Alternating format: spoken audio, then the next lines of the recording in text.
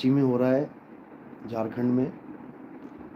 परमात्मा की असीम कृपा होती है जब कोई अपने पूरे जीवन में एक बार भी इस मूल ज्ञान को सुन पाता है, और उससे भी बड़ी कृपा होती है जब वो इस मूल ज्ञान को थोड़ा सा भी समझ पाता है। क्योंकि ज्ञान दो प्रकार के होते हैं, एक होता है पवित्र ज्ञान, एक होता है मूल ज्ञान। आज पूरा डिस्कस करेंगे कि क्या होता है पवित्र ज्ञान और क्या होता है मूल ज्ञान, और हमने कैसे पवित्र ज्ञान से मूल ज्ञान में शिफ्ट होना होता है, जिसको हम कहते हैं कि तरक्की हो जाना। जैसे अंडर ग्रेजुएट भी एक पढ़ाई होती है और ग्रेजुएशन भी एक पढ़ाई होती है।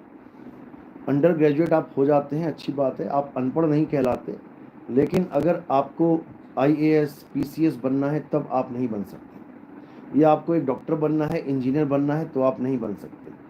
हालांकि आप अनपढ़ अंगूठा छाप नहीं कहलाएंगे, +2 करना, 12वीं करना भी एक बड़ी अचीवमेंट है, लेकिन जो जॉब्स इंटरमीडिएट के बाद ग्रेजुएशन करके मिलेंगी वो आपको 12वीं करके नहीं मिलेगी।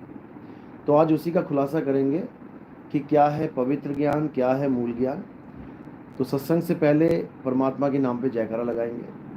बोलिए परमपिता परमात्मा की, सदगुरु बंदी छोड़ कबीर साहिब की, सभी संतों की, सभी भक्तों की, आज के आनंद की, सकल हंस को बंदगी, साहेब बंदगी सतनाम। तो पवित्र ज्ञान और मूल ज्ञान, इन दोनों में क्या फ़र्क है, अच्छी तरह समझ लेना है। पवित्र ज्ञान उसको कहते हैं जो हमें बचपन से ही हमारे घर में, मंदिर, मस्जिद, गुरुद्वारों से, और भी जहाँ कहीं से भी हमें कोई भी भगवत प्राप्ति का, भगवान प्राप्ति का, या कोई अच्छे संस्कार मिलते हैं, कोई हमें पूजा पाठ का ज्ञान मिलता है, कोई हमें मूर्ति पूजा का, कोई हमें हवन यज्ञ का ज्ञान मिलता है, कोई हमें मंत्र जाप का ज्ञान मिलता है, या कोई हमें तीर्थ स्थानों पर जाकर पूजा पाठ करने का ज्ञान मिलता है, कोई भी ज्ञान मिलता है A to Z। हिंदू धर्म में हमें मंदिरों का ज्ञान मिलेगा। अगर हम बाय चांस मुसलमान हो गए, हम मुसलमान के घर पैदा हो गए, छोटे से बच्चे, अब किसका ज्ञान मिलेगा हमें? हमें एक बार भी राम कृष्ण हनुमान जी की बात नहीं बताई जाएगी। हमें क्या बताया जाएगा? बेटा अल्लाह को मानो, कुरान पढ़ो, मस्जिद में जाओ, नमाज पढ़ो। अगर हम ईसाई पैदा हो गए, हमें एक बार भी मस्जिद की तरफ नहीं भगाया जाएगा, एक बार भी मंदिर की तरफ नहीं घुमाया जाएगा, सीधे ले जाके चर्च में छोड़ देंगे कि बेटा यहाँ पर आपने प्रेयर करनी है। और अगर हम सिख हो गए तो बचपन से ही हमें गुरु ग्रंथ साहब के साथ जोड़ दिया जाएगा, आप भजन करो, आप ग्रंथ साहब पढ़ो, आप वाणियाँ गाओ। तो इन चारों में से क्या सही और क्या गलत, अगर हम फैसला करें तो कुछ भी गलत नहीं है। अपने अपने धर्म के अनुसार कुछ भी गलत नहीं है, लेकिन फिर भी ये चारों ही आपस में बैरी हैं, चारों ही आपस में बैरी हैं, जबकि चारों ही एक भगवान की पूजा कर रहे हैं, एक परमात्मा, एक अल्लाह, एक वाहिगुरु की। क्योंकि चारों ही धर्म ये कहते ही नहीं है कि परमात्मा दो हैं। हमारे हिंदू धर्म में कहा जाता है ईश्वर एक है, रूप अनेक है, ईश्वर तो एक है ना। ऐसे ही मुसलमानों में कहते हैं कि अल्लाह एक है, ईसाइयों में कहते हैं गॉड एक है, और सिखों में कहते हैं वाहिगुरु एक है। सब जान रहे हैं कि वो एक है, लेकिन थोड़ा सा भी मतभेद होता है तो सब सड़कों पे आ जाते हैं लाठियां डंडा लेके। क्यों आ जाते हैं? कारण क्या है? क्योंकि ये एक केवल मान रहे हैं, उसको जान नहीं रहे। ये केवल मान रहे हैं कि वो एक है, लेकिन मानता कब तक होती है?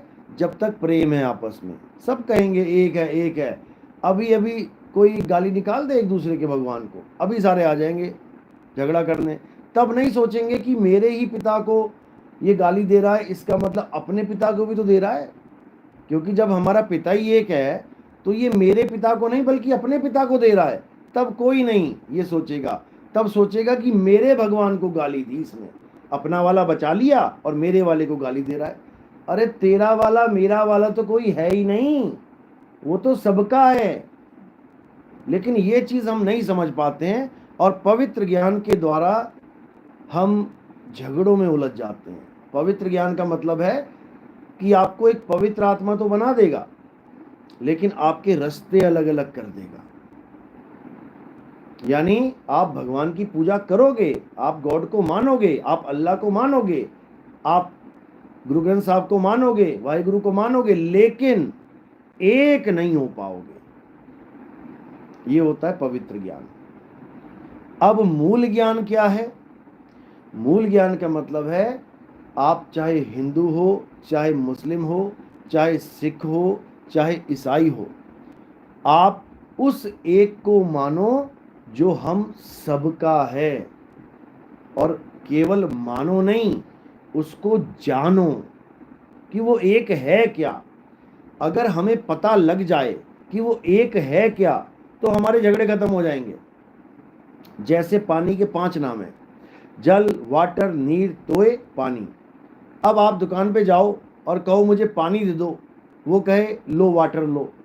अब हमारा कोई झगड़ा नहीं उससे, क्योंकि हमें पता है पानी कह लो, वाटर कह लो, जल कह लो, एक ही बात है। लेकिन जब हम धार्मिक मुद्दे में आते हैं, हम कहते हैं बोल जय श्री राम, वो कहता है अल्लाहू अकबर। अब वहीं झगड़ा हो गया, जबकि दोनों नाम एक ही वस्तु के हैं। अगर कोई कहे कि जय श्री राम कैसे अल्लाह हो सकता है, जय श्री राम तो एक आदमी है और अल्लाह कोई आदमी नहीं है, निराकार है, तो वो लोग अभी जय श्री राम को जानते ही नहीं है। अगर राम जी को आप समझें कि राम जी क्या है, कृष्ण जी क्या हैं, तो क्या आप उनको एक शरीर मान के बैठे हो कि 2 आंखें हैं, नाक है, 2 कान है, गाल है, बाल है, खाल है, ये कृष्ण है, ये राम है? बिल्कुल नहीं। ये तो उनका शरीर है, उनका शरीर, वो नहीं है। जैसे ये सामने तो मेरा घर है, मैं नहीं हूं। मैं कौन हूं? मैं घर से अलग हूं, मैं घर में रहता हूं, मैं थोड़ी नहीं घर हूं। इसी प्रकार अभी हम कहाँ रहते हैं? इस शरीर में। मैं शरीर में रहता हूं, मैं शरीर नहीं हूं। शरीर तो मैं एक दिन छोड़ के चला जाऊंगा। अभी किसी ने गोली मार दी, अभी मैं शरीर से बाहर निकल आऊंगा और ये शरीर जमीन पे गिर पड़ेगा। तो जो बाहर निकला वो कौन है? वो है जय श्री राम, वो है श्री कृष्ण। और जो ये काया है, मिट्टी है, वो यहीं धरी की धरी रह जाएगी, मिट्टी में मिल जाएगी। मिट्टी राम जी नहीं है, मिट्टी कृष्ण जी नहीं है, मिट्टी हनुमान जी नहीं है, और दुनिया सारी मिट्टी की पूजा करने में लगी है। लोग कृष्ण जी को, राम जी को शरीर मान के पूज रहे हैं। और शरीर भी छोड़ो, शरीर तो वो पूज रहा था जो उस वक्त थे। जैसे हनुमान जी राम जी के शरीर की पूजा कर रहे थे, हम किसकी पूजा कर रहे हैं? क्या हमारे सामने राम जी का शरीर पड़ा है या कृष्ण जी का शरीर पड़ा है? हम तो उससे भी नीचे गए। वो तो 5 तत्व से पूर्ण शरीर था, हम तो 2 तत्व की मूर्ति में फंस गए आके। पानी और मिट्टी दोनों को मिला के बना दी मूर्ति। अब उसको भगवान मान के बैठ गए। किसकी पूजा कर दी हमने? पानी और मिट्टी की। यानी हम 5 तत्वों से भी नीचे गिर गए, 2 तत्वों की पूजा कर रहे हैं। अब यही समझना है बस कि वो मूल ज्ञान क्या है। वो ऐसा ज्ञान है जिसको सब मानते हैं। ऐसा कोई है नहीं इस दुनिया में जो उसको नहीं मानता। भले वो ना भी माने, तब भी वो उसके सहारे ही चल रहा है। और उस चीज का क्या नाम है? उसका नाम है आत्मा। कौन सा धर्म ऐसा है जो बिना आत्मा के चल रहा है? कौन से धर्म के लोग ऐसे हैं जो बिना आत्मा के चल रहे हैं? भले कोई आत्मा को ना भी माने, बुद्ध धर्म आत्मा को नहीं मानता। बुद्ध धर्म आत्मा को नहीं मानता। वो कहते हैं आत्मा नाम की कोई चीज नहीं होती। पूरा दिन यूट्यूब पे डिबेट होती रहती है, पूरा दिन झगड़े होते रहते हैं। कि आत्मा वात्मा कुछ नहीं होती। महात्मा बुद्ध वाले बोलते हैं ये बात, और बुद्ध के आगे लगाते हैं महात्मा। अब उनसे पूछो कि महात्मा का क्या मतलब होता है। महात्मा का अगर आप संधि विच्छेद करेंगे तो क्या बनेगा? महान आत्मा। अब मानते वो आत्मा को नहीं है, और महात्मा बुद्ध को महान आत्मा बना के बैठे हुए हैं। दुख होता है कई बार कि कर क्या रहे हैं ये लोग, आत्मा को मानते नहीं है और महात्मा बना के बैठा दिया महात्मा बुद्ध को। ये इसलिए क्योंकि अनुभव ज्ञान नहीं है। ये पंखा क्यों चल रहा है? करंट से। बिजली क्यों चल रही है? लाइट, करंट से। गीजर, हीटर, सब कुछ चल रहा है करंट से। अब कोई करंट को ना माने कि मैं नहीं मानता ये करंट से चल रहा है, अब उसको तुम कैसे मनाओगे? बताओ, उसको तुम कैसे मनाओगे? ये काया किसके द्वारा चल रही है?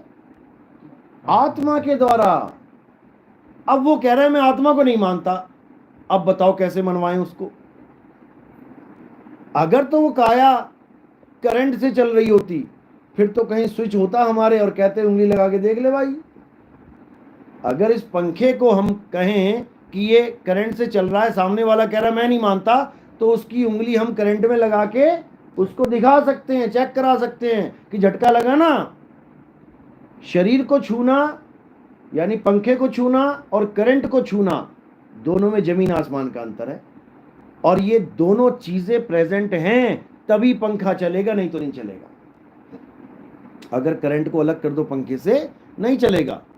दोनों का मेल हुआ है इसलिए चल रहा है। इसी प्रकार जब आत्मा और शरीर का मेल होता है तो शरीर चलता है, और जैसे ही आत्मा शरीर से जुदा होती है शरीर गिर जाता है। इतनी सी बात मानने को ये लोग तैयार नहीं है। अब मूल ज्ञान क्या कहता है? मूल ज्ञान कहते हैं आत्म ज्ञान को।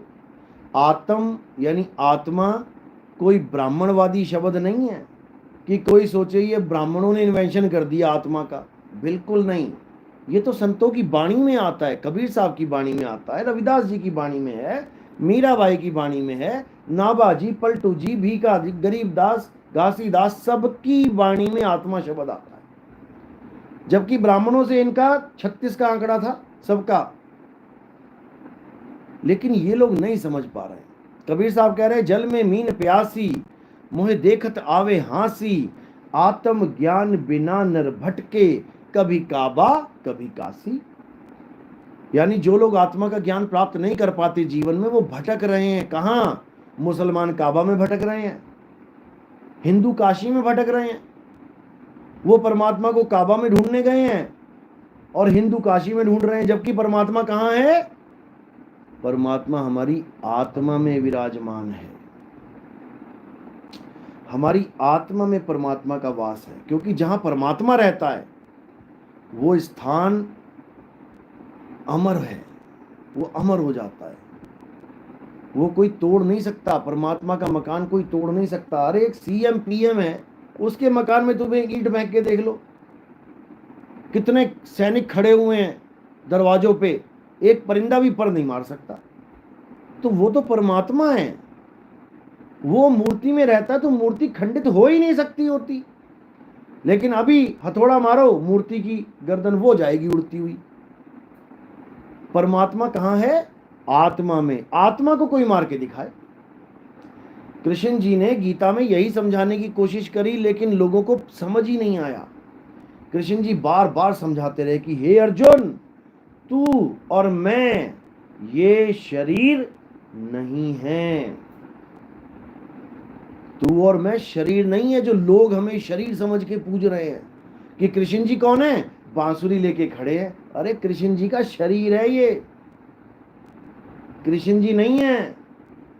राम जी कौन है? धनुष बाण लेके खड़े हैं, वो शरीर है, उनका रथ है, वो नहीं है। हे अर्जुन, ये शरीर हमारे रथ हैं। रथ के पहिए कहाँ हैं? कहाँ है पहिए रथ के? ये 2 पहिए लगा रखे हैं रथ के, पूरा दिन भागता रहता है ये रथ। रथ के टूट जाने पर भी रथ का स्वामी नहीं टूटता। ये गीता का ज्ञान है। जो मुझे मनुष्य करके जानते हैं कि कृष्ण जी कौन है, एक आदमी है।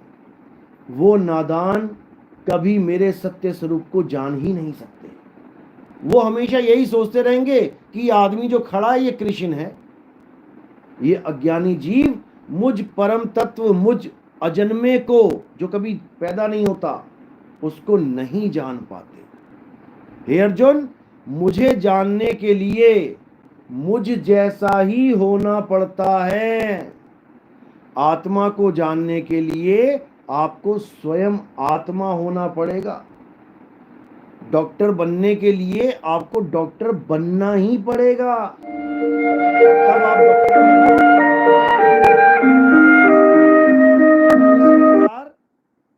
आत्मा को जानने के लिए आपको आत्म तत्व प्राप्त करना पड़ेगा, तब आप जान पाओगे आत्मा होती कैसी है। यानी करंट को जानने के लिए आपको करंट को छूना पड़ेगा, और जब करंट आपकी बॉडी में फ्लो करेगा तो आप भी करंट का ही काम करोगे। कोई दूसरा आदमी आपको हाथ लगाएगा ना, अगर आपको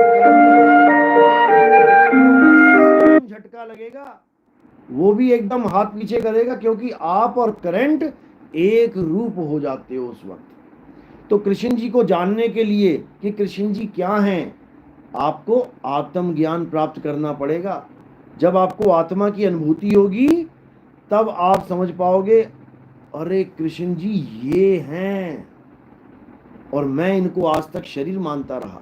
मेरे पिताजी ये हैं, जो मुझे अनुभव हुआ है वो मेरे पिताजी हैं, वही मेरी माताजी हैं, वही मेरा बेटा है, मेरी बहन है। और ये तो आत्म तत्व अजन्मा है, नित्य है, शाश्वत है, इसका कभी जन्म मरण होता नहीं। तो मेरा पिता मेरी मां कभी मर ही नहीं सकते।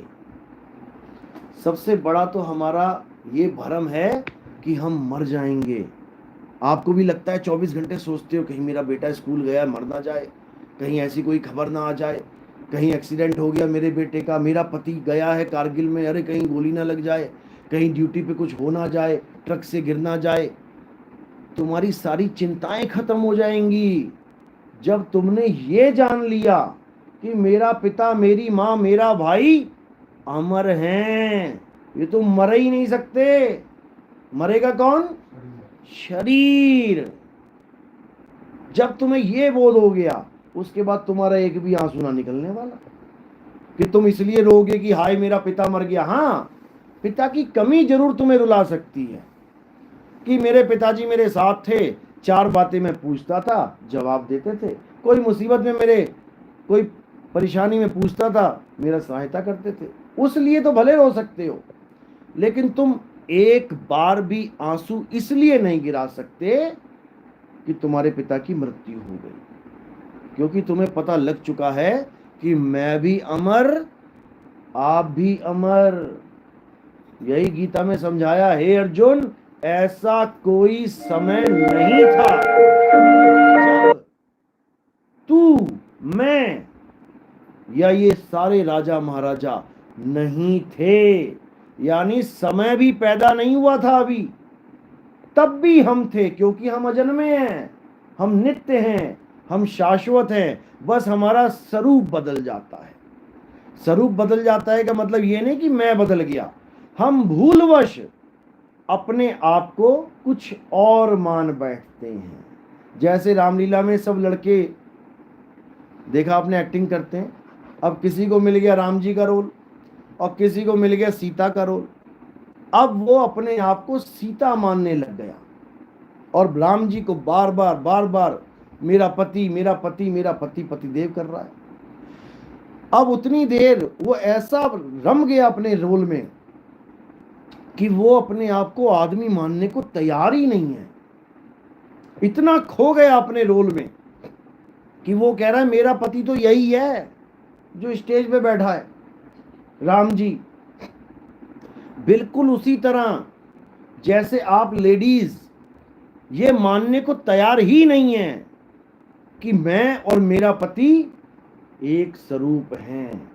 नहीं, मैं तो औरत हूं, ये मेरा पति है, क्योंकि आप अपने आप को शरीर मान बैठे हो। लेडीज अपने आप को लेडीज का शरीर मान रही है और जेंट्स अपने आप को जेंट्स का शरीर मान रहे हैं, जबकि लेडीज और जेंट्स दोनों एक स्वरूप हैं।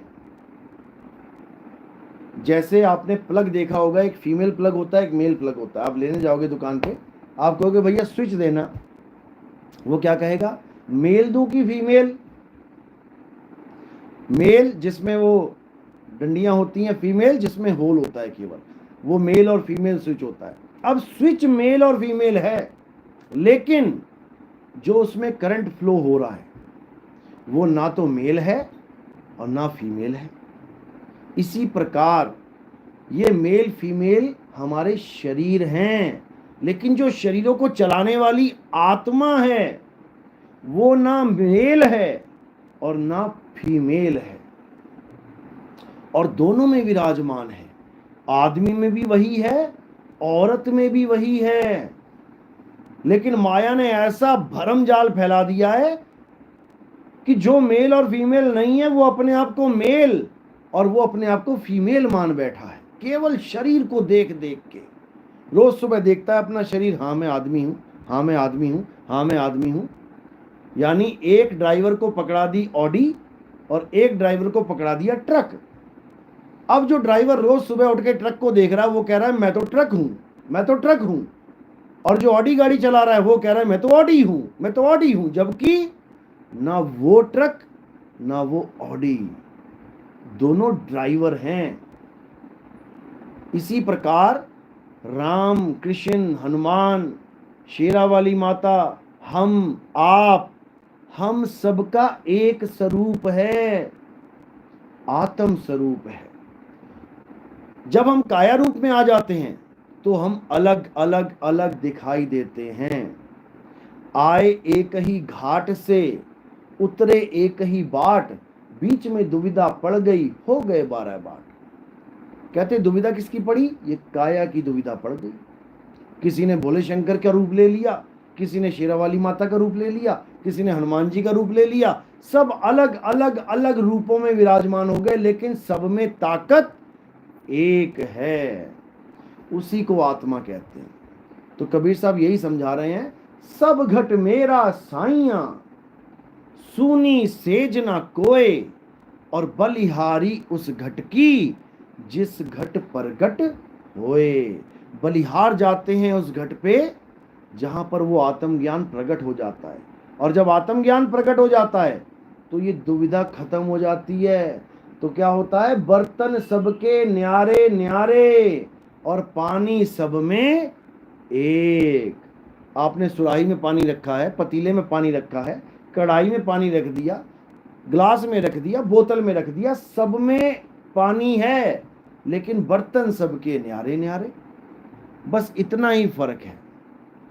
अब करना क्या है, अब पवित्र ज्ञान जो हमने ग्रहण किया है, अब उससे ऊपर उठना है।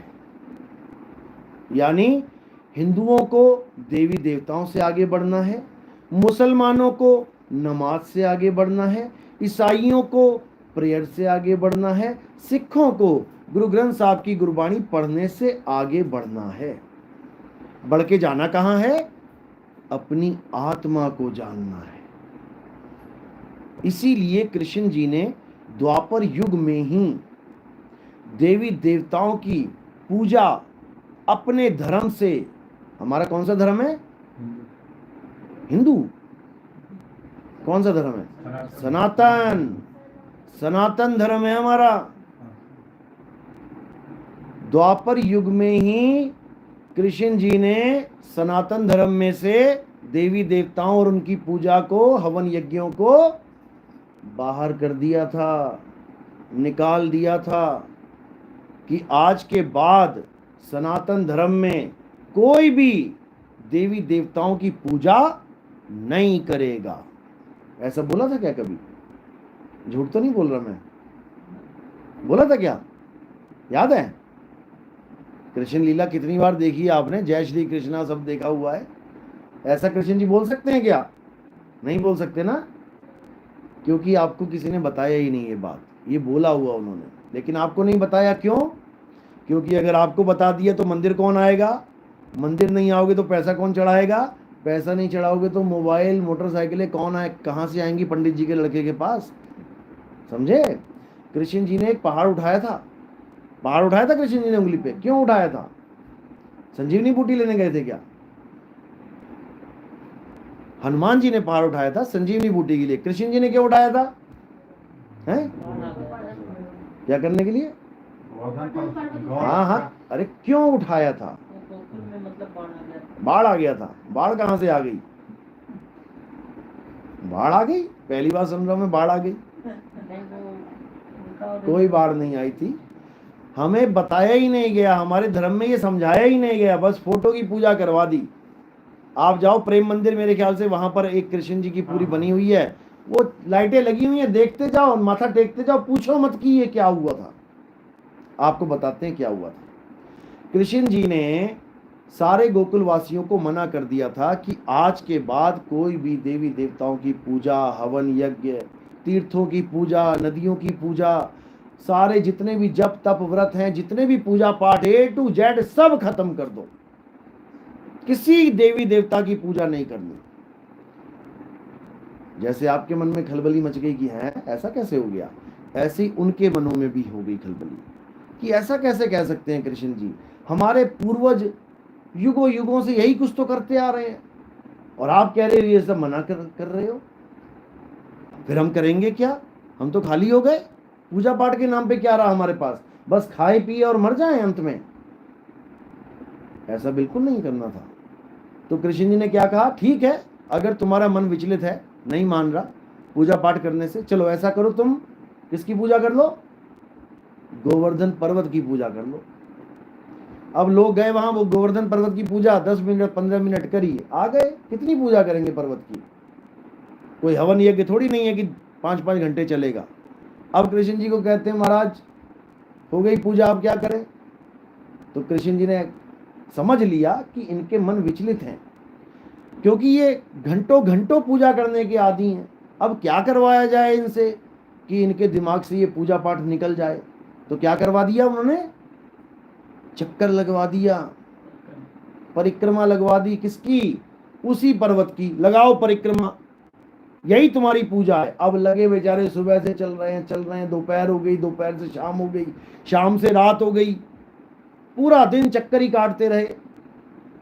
अब रात जब हो गई, अब उनसे कोई पूछे कि देवी देवताओं की पूजा करोगे? अरे भाई सोने दे भाई, पूरा दिन हो गया चलते चलते, अब नींद आ रही है, अब सोएंगे।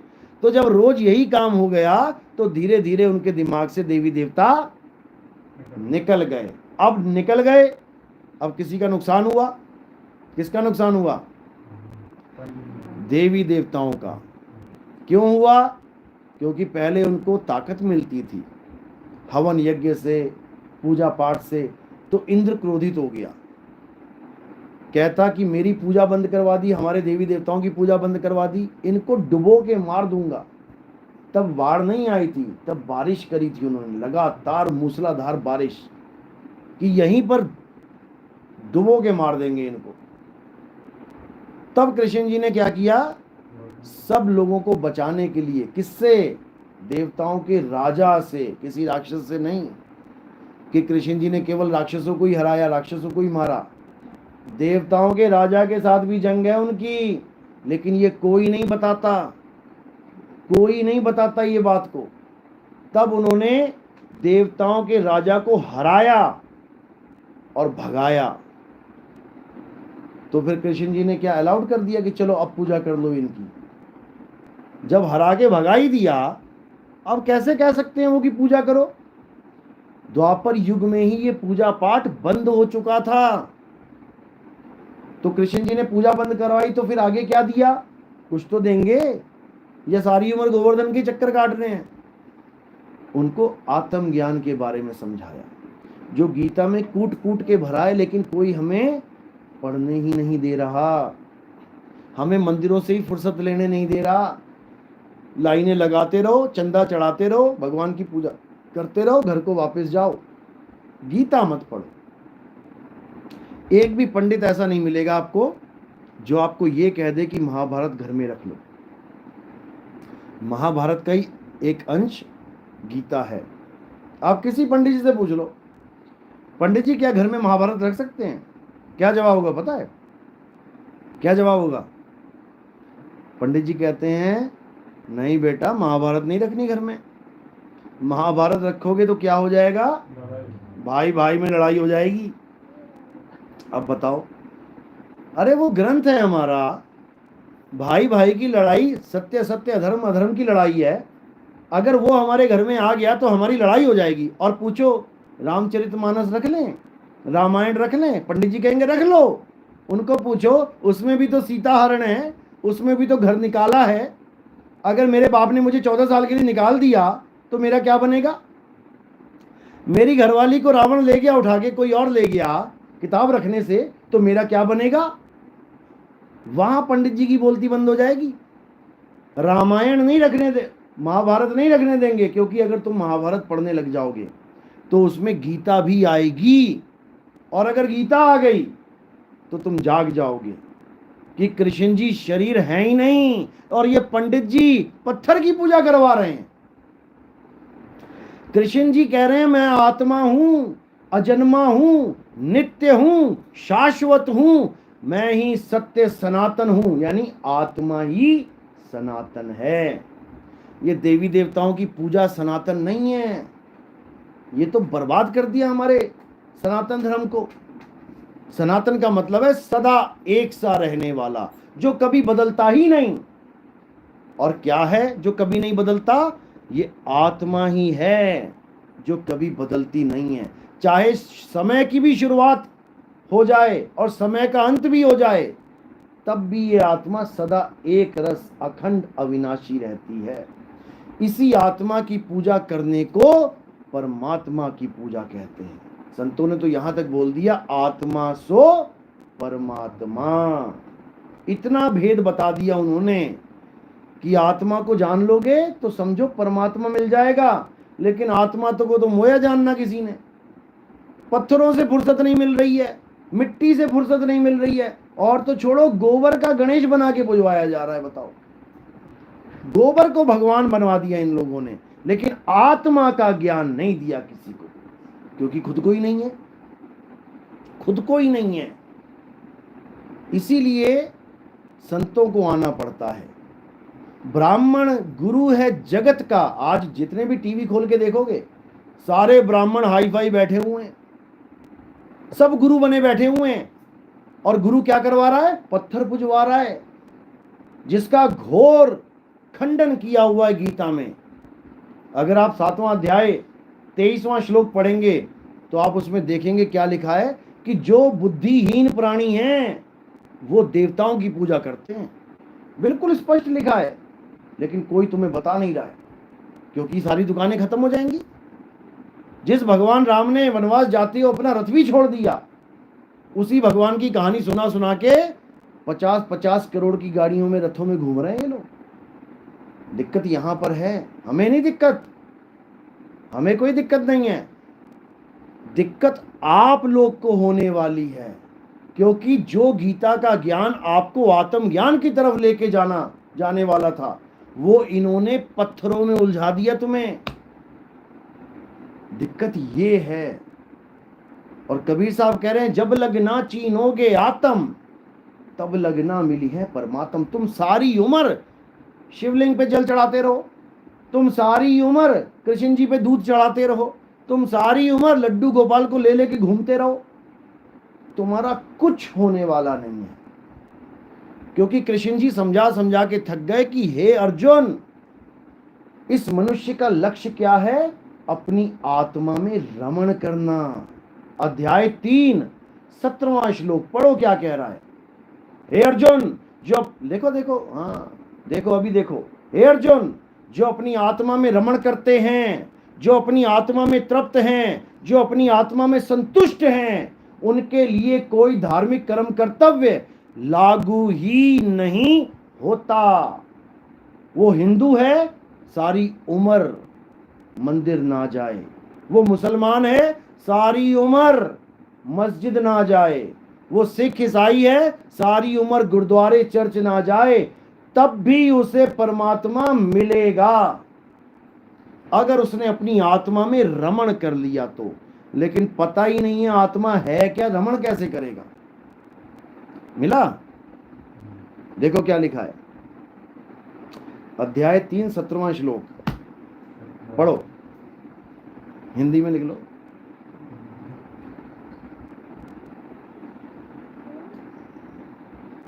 अध्याय 3 17 श्लोक। जो जीवात्मा भगवान से विमुख हो जाती है और माया शक्ति उसको नहीं, अध्याय 3 17 श्लोक, ये कौन सा खोल लिया? और नीचे चलो, स्क्रॉल करो आगे। हाँ, भगवान गीता ये सब टीका वाले, लाओ मुझे लाओ, किताब है निकालो जरा, लाओ मोबाइल भी दे दो।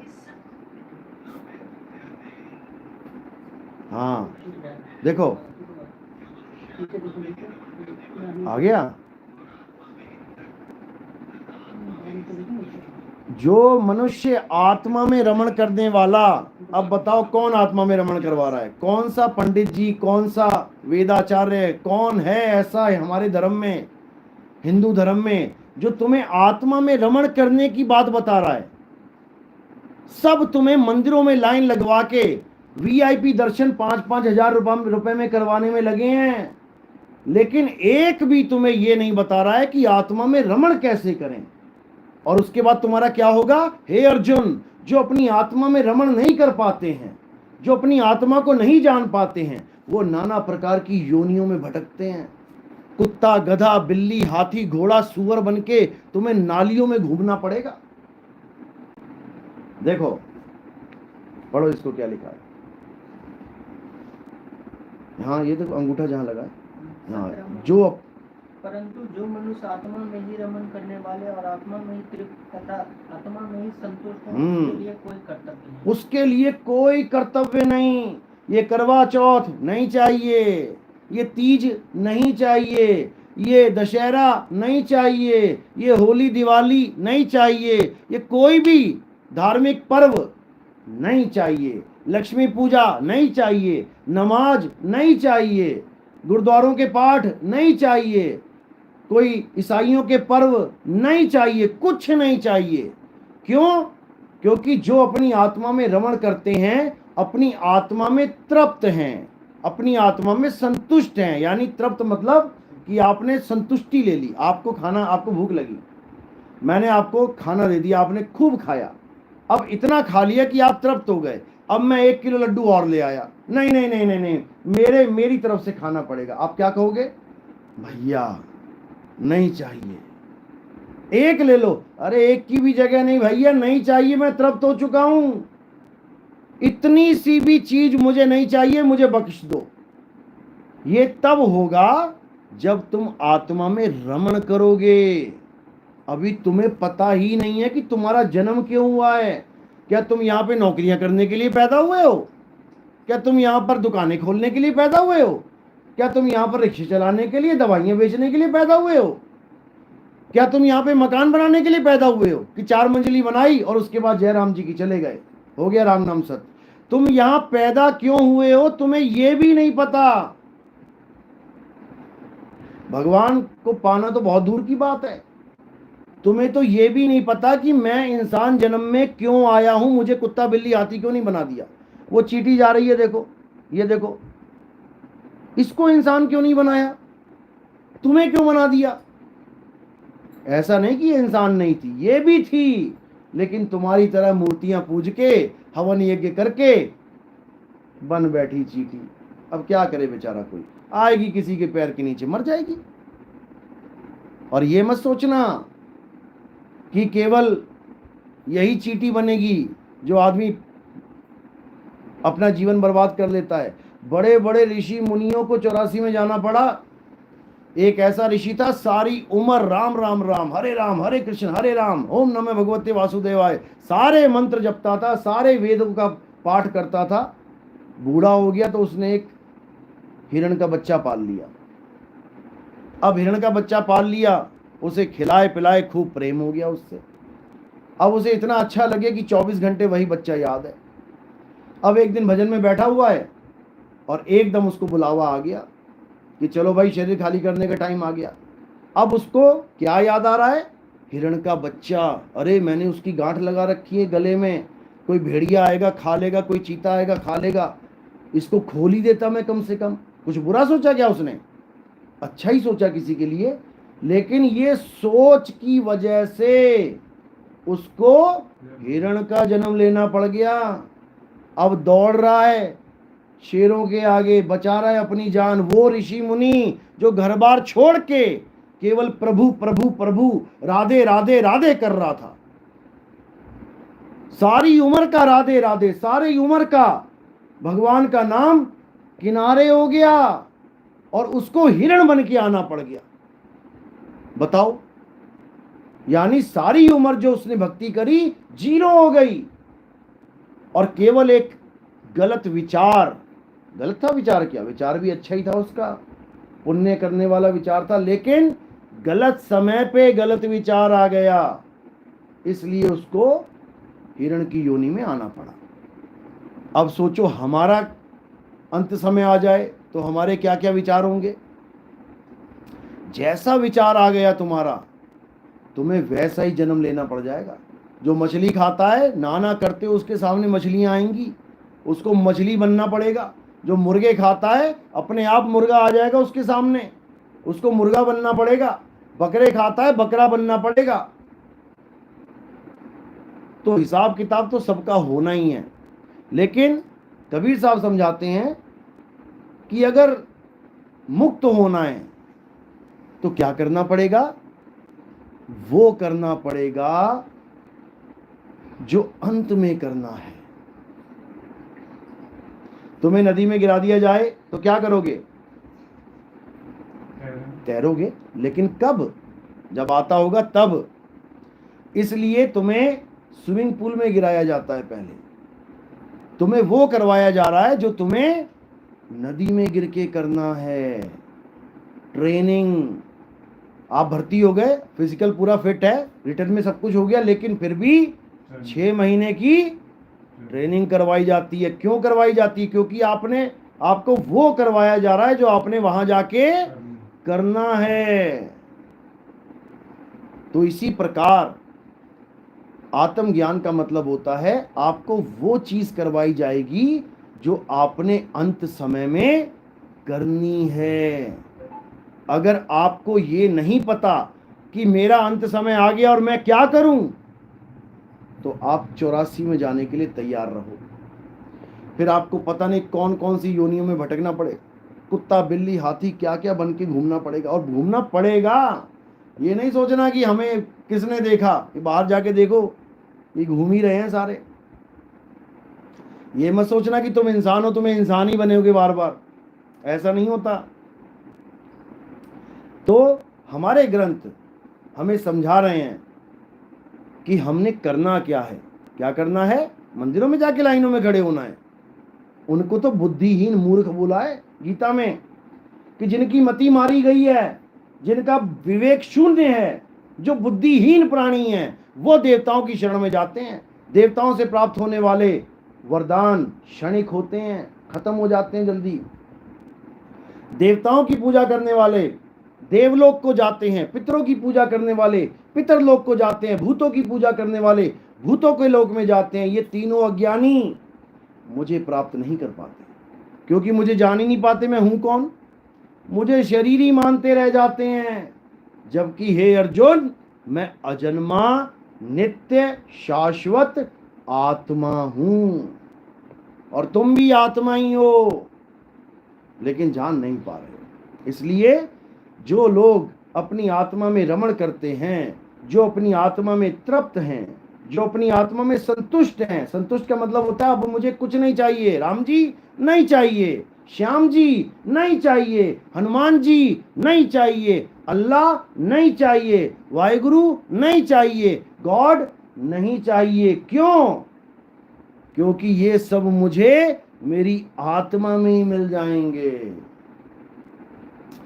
तुम किसी को भी मानते हो, वो तुम्हें तुम्हारी आत्मा में ही मिल जाएगा, तृप्त हो जाओगे। बस इतना समझना है। बाहर कोई आता है, आलू ले लो आलू, गोभी ले लो गोभी, और तुम्हारे यहाँ पूरा स्टॉक भरा हो आलू का, लोगे क्या? गोभी भरी पड़ी है तो 20 किलो गोभी घर रख के रखी हुई है, बाहर वाला आ रहा है, अरे भैया सस्ती ले लो, अरे नहीं चाहिए, तृप्त हैं, भरी पड़ी है। इसी प्रकार हमें तुम्हारा अल्लाह, तुम्हारा वाहिगुरु, तुम्हारा गॉड, तुम्हारा राम नहीं चाहिए। हमारा अल्लाह, हमारा वाहिगुरु, हमारा गॉड हमें मिल गया है। इतनी सी बात है, समझने में तो बहुत आसान है, समझ में आई गई होगी मैं क्या बोल रहा हूं। मानना उससे भी मुश्किल है और अपनाना सबसे मुश्किल है। लेकिन दया होती है मालिक की, धीरे धीरे धीरे जीव जागृत होता है, समझ में आता है, अपना अच्छा अपना बुरा इसका फैसला करने की ताकत मालिक देता है। तब जाकर आप सत्य और असत्य का निर्णय कर पाते हैं, सत्य का संग कर पाते हैं। तो सत्य का संग यानी सत्संग क्या होता है? राम जी की कहानियां सुनाना सत्संग नहीं होता, कृष्ण जी की कहानियां सुनाना सत्संग नहीं होता, कुरान की कहानियां, बाइबल की कहानियां सुनाना सत्संग नहीं होता। सत्संग का मतलब है सत्य का संग। अब सत्य क्या है? हे अर्जुन, इस दुनिया में दो प्रकार के तत्व हैं, एक असत्य और एक सत्य। असत्य क्या है? ये काया असत्य है और सारी दुनिया इस काया की ही पूजा कर रही है।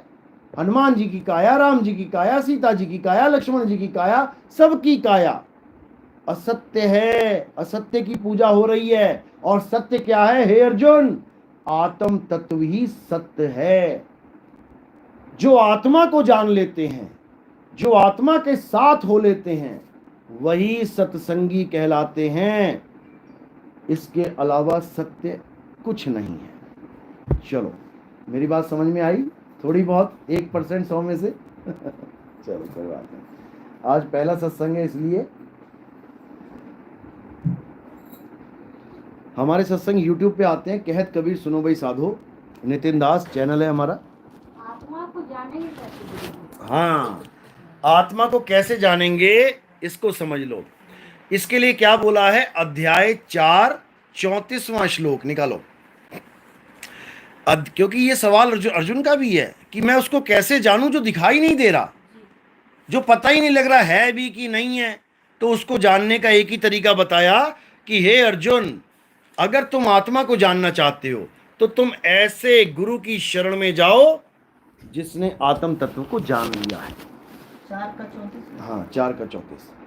उस ज्ञान को तू तत्वदर्शी ज्ञानियों के पास जाकर समझ, उनको सुनो। भली-भांति दंडवत प्रणाम करने से, हाँ। उनकी सेवा करने से और कपट छोड़कर सरलता पूर्वक प्रश्न करने से वे परमात्मा तत्व को भली-भांति जानने वाले ज्ञानी महात्मा तुझे उस तत्व ज्ञान का उपदेश करें। क्या बात है, लाओ दिखाओ। अब इसको समझ लो अच्छी तरह। जो आपका सवाल था कि आत्मा को कैसे जाने, तो क्या कह रहे हैं कि उस ज्ञान को, यानी जो ज्ञान मैं तुझे समझा रहा हूं, दोनों पक्ष को रोक दिया, पता है ना, वहां समय को रोक दिया गया और केवल अर्जुन और कृष्ण जी में वार्ता चल रही है। तो कह रहे हैं कि उस ज्ञान को जो मैं तुझे बता रहा हूं, तू तत्वदर्शी ज्ञानियों के पास जाकर, तत्वदर्शी का मतलब यहां पर क्या है? जो दोनों प्रकार के तत्वों को जानता है। एक तो ये 5 तत्व जिसको आप भी जानते हो, हवा, पानी, आग, धरती, आकाश, और एक आत्म तत्व जिसको आप नहीं जानते हो, क्योंकि आपका सवाल ही यही है, हम उसको कैसे जाने। तो तत्व ज्ञानी, तत्वदर्शी ज्ञानियों के पास जाकर समझ, उनको भली भांति दंडवत प्रणाम करने से, उनकी सेवा करने से और कपट छोड़कर सरलता पूर्वक प्रश्न करने से वे परमात्म तत्व को, यानी आत्म तत्व को भली भांति जानने वाले ज्ञानी महात्मा तुझे उस तत्व ज्ञान का उपदेश करेंगे। उपदेश का मतलब होता है नाम दीक्षा, यानी आप गुरु के पास क्यों जा रहे हो? नाम दान लेने। अब नाम क्या चीज है? जिसको तो पता है कि नाम क्या है वो तो तुम्हें नाम देगा, और जिसको नहीं पता है कि नाम क्या है वो तुम्हें 52 अक्षर देगा। 52 अक्षर यानी ये जो अक्षर लिखे हुए हैं, इन्हीं में से कोई अक्षर उठा के दे देगा। रा, माँ। अब जपो घर जाके, राम राम राम राम, या किसी ने दे दिया रा धे, अब जपो जाके राधे राधे राधे, माला फेरते रहो, राधे राधे राधे। ये सब नकली हैं, ये सब नकली हैं, क्योंकि ये अक्षर नकली हैं। असली क्या है?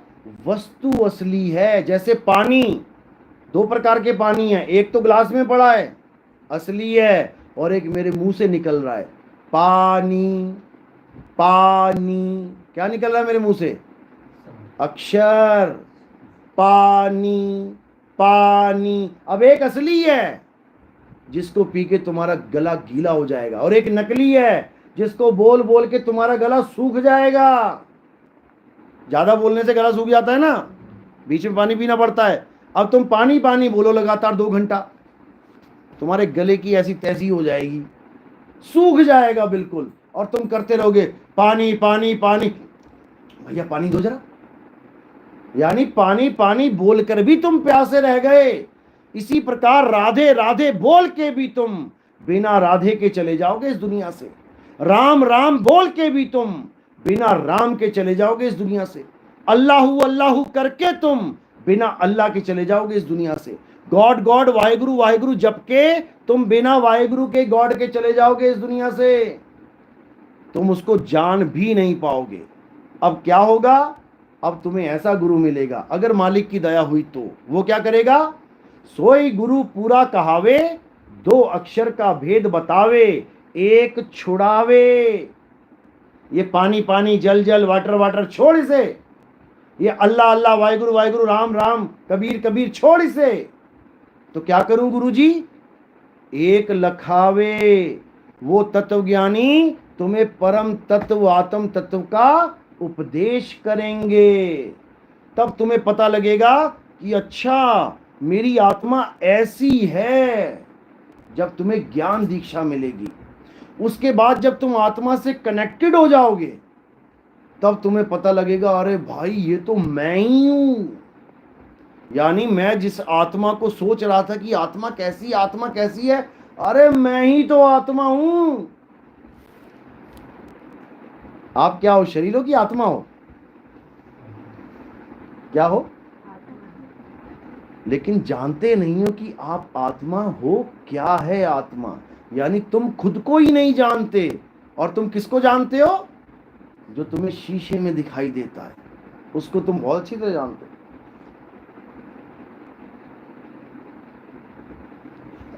यानी तुम अपने आप को शरीर करके इतना ज्यादा जानते हो कि बचपन से लेके आज तक तुम अपने आप को शरीर ही मानते रहे। तुमने एक बार भी नहीं सोचा कि ये शरीर तो मिट्टी का है, मांस का है, क्या मैं मांस हूं? ये शरीर तो खून का है, क्या मैं खून हूं? ये शरीर तो हड्डी का है, क्या मैं हड्डी हूं? मांस, खून, हड्डी, तीनों यहां पे ढेरी लगा दो, मैं क्या हूं इसमें? मेरी मां कौन है? क्या मेरी मां मांस है? क्या मेरी मां ये खाल है या बाल है? मेरी मां है कौन? हम समझ ही नहीं सकते कि मेरी मां है क्या, मेरे पिता है क्या, अरे मैं हूं क्या? हम जान ही नहीं सकते जब तक हमें कोई गुरु नहीं मिल गया। गुरु ही बताता है अरे बेटा तू शरीर नहीं है, तू आत्मा है, अपने आप को जान। और जब हम अपने आप को जान लेते हैं, उसके बाद हमारी कभी मृत्यु होती नहीं। कबीर साहब कहते हैं हम ना मरिब मरिब संसारा, हमको मिला जियावनहारा। यानी मुझे वो मिल गया जिसकी वजह से ये काया जिंदा है। जब मुझे वो मिल गया और जो मुझे मिला मैं ही वो हो गया।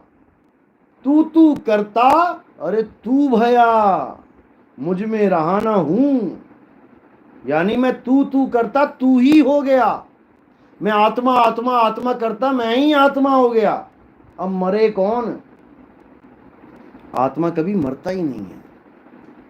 तो ये आत्मज्ञान है। इसमें किसी पत्थर की मूर्ति की, किसी धर्म की, किसी जात की, किसी पात की जरूरत है ही नहीं।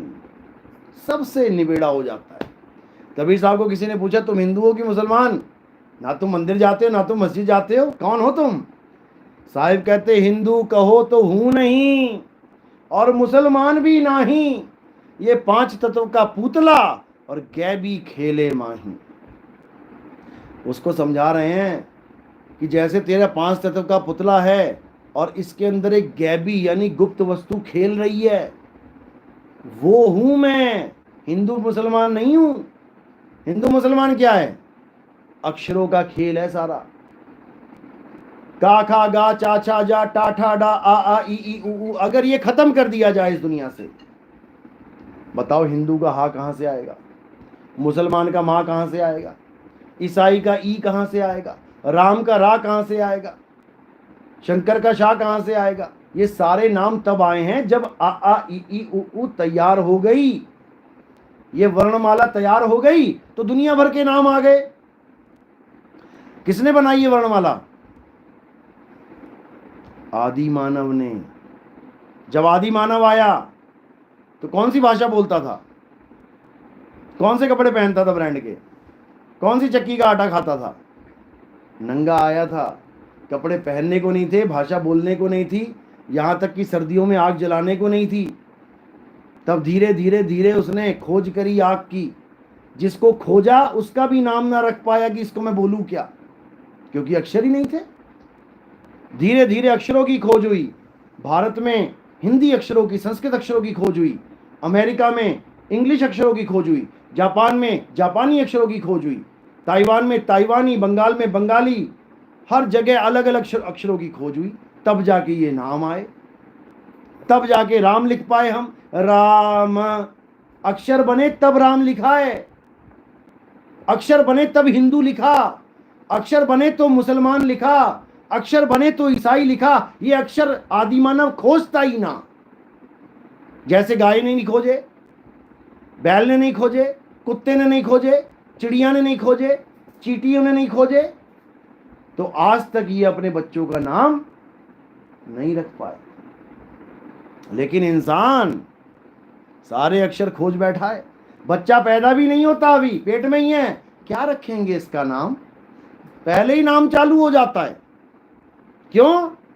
अक्षर खोज बैठा ये बेवकूफ। अब इन अक्षरों में ऐसा उलझ गया, अब अक्षर से बाहर नहीं निकल पा रहा है।